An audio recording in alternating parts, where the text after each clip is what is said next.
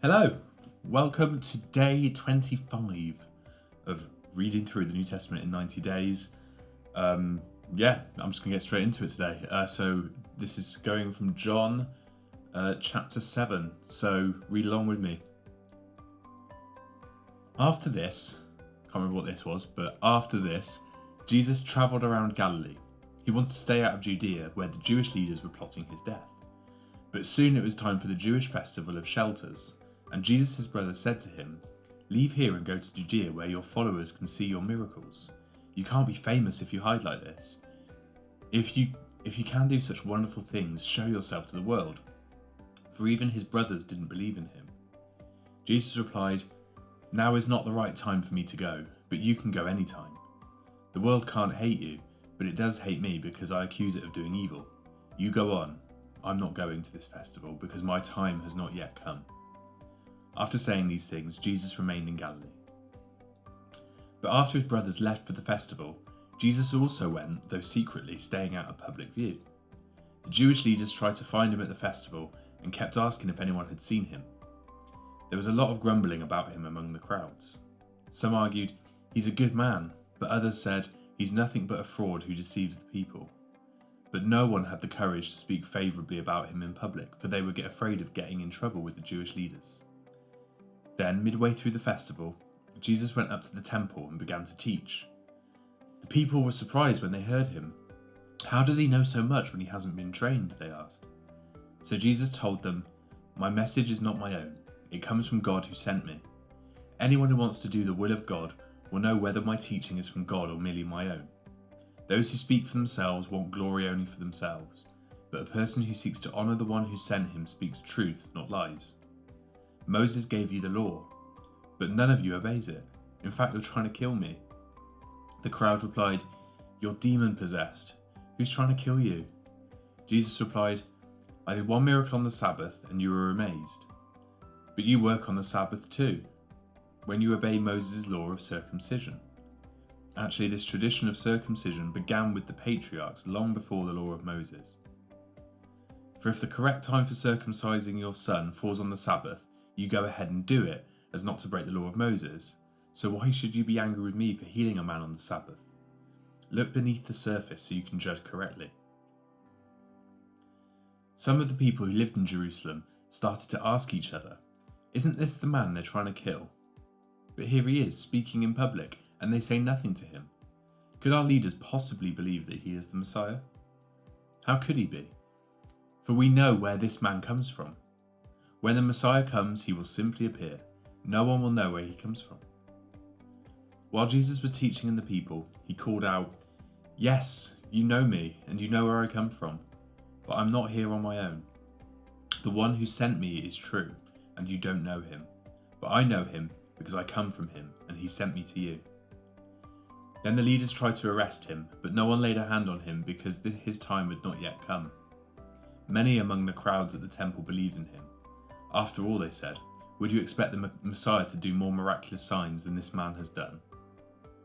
When the Pharisees heard that the crowds were whispering such things, they and the leading priests sent temple guards to arrest Jesus. But Jesus told them, "I will be with you only a little longer. Then I will return to the one who sent me. You will search for me but not find me, and you cannot go where I am going." The Jewish leaders were puzzled by this statement. "Where is he planning to go?" they asked. "Is he thinking of leaving the country and going to the Jews in other lands? Maybe he'll even teach the Greeks. What does he mean when he says, 'You will search for me but not find me, and you cannot go where I am going'?" On the last day, the climax of the festival, Jesus stood and shouted to the crowds, "Anyone who is thirsty may come to me. Anyone who believes in me may come and drink, for the scriptures declare, rivers of living water will flow from his heart." When he said living water, he was speaking of the Spirit, who would be given to everyone believing in him. But the Spirit had not yet been given, because Jesus had not yet entered into his glory. When the crowds heard him saying this, some of them declared, "Surely this man is the prophet we've been expecting." Others said, "He is the Messiah." Still others said, "But he can't be. Will the Messiah come from Galilee? For the scriptures clearly say that the Messiah would be born of the royal line of David, in Bethlehem, the village where King David was born." So the crowd was divided about him. Some even wanted him arrested, but no one laid a hand on him. When the temple guards returned without having arrested Jesus, the leading priests and Pharisees demanded, "Why don't you bring him in?" "We have never heard anyone speak like this," the guards responded. "Have you been led astray too?" the Pharisees mocked. "Is there a single one of us rulers or Pharisees who believes in him?" This foolish crowd follows him, but they are ignorant of the law. God's curse is on them. Then Nicodemus, the leader who had met with Jesus earlier, spoke up. "Is it illegal to convict a man before he's given a hearing?" he asked. "Is it legal to convict a man before he's giving a hearing?" he asked. They replied, "Are you from Galilee too? Search the scriptures and see for yourself. No prophet ever comes from Galilee." Most ancient Greek manuscripts do not include the next couple of verses, I'm going to say. There we go. Then the meeting broke up and everybody went home. Jesus returned to the Mount of Olives, but early the next morning he was back again at the temple. A crowd soon gathered and he sat down and taught them. As he was speaking, the teachers of religious law and the Pharisees brought a woman who had been caught in the act of adultery. They put her in front of the crowd. "Teacher," they said to Jesus, "this woman was caught in the act of adultery. The law of Moses said to stone her. What do you say?" They were trying to trap him into saying something that they could use against him. But Jesus stooped down and wrote in the dust with his finger. They kept demanding an answer, so he stood up again and said, "All right, but let the one who has never sinned throw the first stone." Then he stooped down again and wrote in the dust. When the accusers heard this, they slipped away one by one, beginning with the oldest, until only Jesus was left in the middle of the crowd with the woman. Then Jesus stood up again and said to the woman, "Where are your accusers? Didn't even one of them condemn you?" "No, Lord," she said. And Jesus said, "Neither do I. Go and sin no more." Jesus spoke to the people once more and said, "I am the light of the world. If you follow me, you won't have to walk in darkness because you will have the light that leads to life." The Pharisees replied, "You're making these claims about yourself. Such testimony is not valid." Jesus told them, "These claims are valid even though I make them about myself. For I know where I came from and where I'm going, but you don't know this about me. You judge me by human standards, but I do not judge anyone. And if I did, my Father would be correct in every respect because I am not alone. And if I did, my judgment would be correct in every respect because I am not alone. The Father who sent me is with me. Your own law says that if two people agree about something, their witness is accepted as fact. I am one witness, and my Father who sent me is the other." "Where is your Father?" they asked. Jesus answered, "Since you don't know who I am, you don't know who my Father is. If you knew me, you would also know my Father." Jesus made these statements while he was teaching in the section of the temple known as the treasury, but he was not arrested because his time had not yet come. Later, Jesus said to them again, "I am going away. You will search for me, but you will die in your sin. You cannot come where I am going." The people asked, "Is he planning to commit suicide? What does he mean you cannot come where I am going?" Jesus continued, "You are from below, I am from above. You belong in this world. To this world, I do not. That is why I said that you will die in your sins.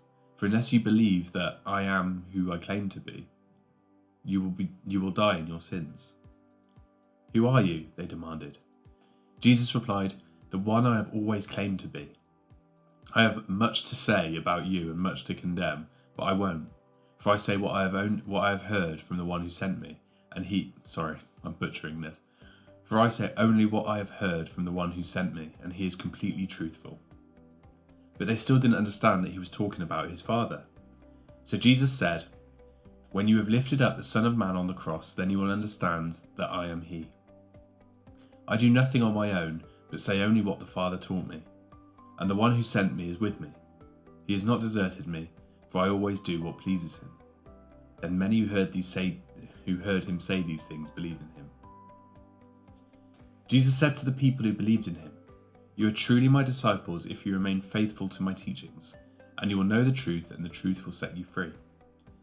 "But we are descendants of Abraham," they said. We have never been slaves to anyone. What do you mean you will be set free?" Jesus replied, I tell you the truth. Everyone who sins is a slave of sin. A slave is not a permanent member of the family, but a son is part of the family forever. So if the Son sets you free, you are truly free. Yes, I realise that you are descendants of Abraham, and yet some of you are trying to kill me because there's no room in your hearts for my message. I am telling you what I saw when I was with my father, but you are following the advice of your father. Our father is Abraham, they declared. No, Jesus replied, for if you were really the children of Abraham, you would follow his example. Instead, you are trying to kill me because I told you the truth, which I heard from God. Abraham never did such a thing. No, you are imitating your real father. They replied, we aren't illegitimate children. God himself is our true father. Jesus told them, if God were your father, you would love me, because I have come to you from God. I am not here on my own, but he sent me. Why can't you understand what I'm saying? It's because you can't even hear me. For you are the children of your father the devil, and you love to do the evil things he does. He was a murderer from the beginning. He has always hated the truth, because there is no truth in him. When he lies, it is consistent with his character, for he is a liar and the father of lies. So when I tell the truth, you just naturally don't believe me. Which of you can truthfully accuse me of sin? And since I'm telling you the truth, why don't you believe in me? Anyone who belongs to God gladly listens to the words of God, but you don't listen because you don't belong to God. The people retorted, you Samaritan devil, didn't we say all along that you were possessed by a demon? No, Jesus said, I have no demon in me, for I honour my Father, and you dishonour me. I have no wish to glorify myself. God is going to glorify me. He is the true judge. I tell you the truth, anyone who obeys my teaching will never die. The people said, now we know you are possessed by a demon. Even Abraham and the prophets died, but you say, anyone who obeys my teaching will never die. Are you greater than our father Abraham? He died, and so did the prophets. Who do you think you are? Jesus answered, if I want glory for myself, it doesn't count. But it is my Father who will glorify me. You say he is our God, but you don't even know him. I know him. If I said otherwise, I would be as great a liar as you. But I do know him and obey him. Your father Abraham rejoiced as he looked forward to my coming. He saw it and was glad. The people said, you aren't even 50 years old. How can you say you have seen Abraham? Jesus answered, I tell you the truth. Before Abraham was even born, I am. At that point, they picked up stones to throw at him, but Jesus was hidden from them and left the temple. As Jesus was walking along, he saw a man who had been blind from birth. Rabbi, his disciples asked him, why was this man born blind? Was it because of his own sins or his parents' sins? It was not because of his sins or his parents' sins, Jesus answered. This has happened so the power of God could be seen in him.